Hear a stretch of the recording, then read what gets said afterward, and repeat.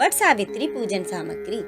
वट सावित्री व्रत की पूजा के लिए पूजन सामग्री के रूप में आपको बांस का पंखा, लाल कलावा, धूप, दीप, घी, फल, फूल, रोली, सुहाग का सामान, पूरियां, बरगद के फल, सिंदूर, जल से भरा कलश और रोली आदि चीजों की आवश्यकता होती है। वट सावित्री पूजा विधि।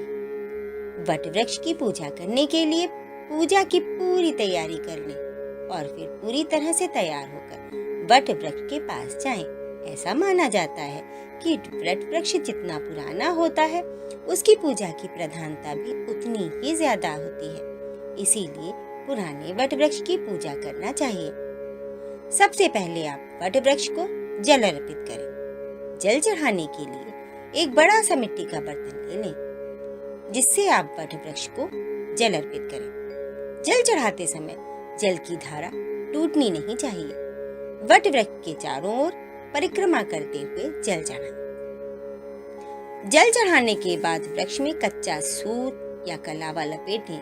अगर आपके पास लाल रंग का कपड़ा या चुन्नी हो तो उसे कच्चे सूत या कलावे के साथ बांध दो और फिर वट वृक्ष के चारों ओर परिक्रमा करते हुए कच्चा सूत या कलावा लपेटना आरंभ करें। आप अपनी श्रद्धा के अनुसार इसे 1 बार, 5 बार या फिर अगर कलावा की मात्रा ज्यादा हो तो इसे 12 बार तक यह क्रिया करें। इसके बाद वट वृक्ष में चंदन लगाएं। इसके बाद रोली से या चंदन से वट वृक्ष में स्वास्तिक बनाएं। स्वास्तिक बनाना हिंदू धर्म में शुभ माना जाता है।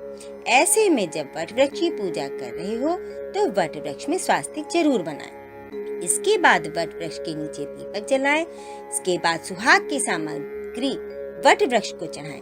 सुहागिन महिलाओं को वट वृक्ष को सुहाग की सामग्री जरूर चढ़ाना चाहिए, जैसे चूड़ी, मेहंदी, बिछिया, बिंदिया, सिंदूर इत्यादि जो भी सुहाग की सामग्री है उसे वट वृक्ष को जरूर चढ़ाएं। इसके बाद वट वृक्ष को भोग लगाएं। इसमें आप फल, पूरी और मीठी गोलियां, बरगद, आटे का भोग लगाएं। इसके बाद जल चढ़ाएं, क्योंकि भोग के बाद जल चढ़ाना अनिवार्य है। इसके बाद अपने पति के चरण छुएं, क्योंकि वट वृक्ष की पूजा सुहाग की पूजा मानी जाती है। इसीलिए पूजा करने के बाद अपने पति के चरण छूकर उनका आशीर्वाद लें। पूजा करने के बाद फिर से 5 या 7 बार वृक्ष की परिक्रमा करें। इसके बाद सिर झुकाकर वट वृक्ष को प्रणाम करें। इसके बाद वट वृक्ष से गले मिलें।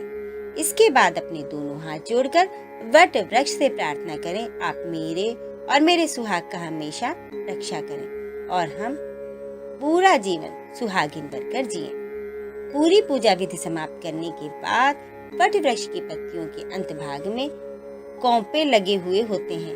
एक छोटी सी कौंप तोड़ लें और फिर जल के साथ उसे निगल जाएं। अपने पति के हाथों से जल पीकर उपवास तोड़ें और इस तरह से आप वट सावित्री व्रत का पूजन कर सकते हैं।